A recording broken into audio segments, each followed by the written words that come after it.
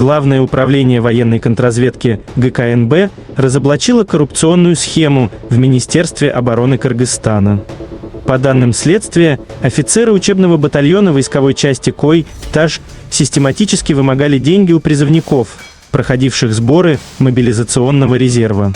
Майор и лейтенант брали взятки от 1000 до 50 тысяч сомов за привилегии, краткосрочные отпуска, возможность самовольно покидать часть или пользоваться мобильными телефонами.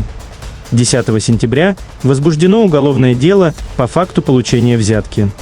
Офицеры задержаны и водворены в СИЗО ГКНБ. Следствие продолжается, устанавливаются все причастные к схеме лица.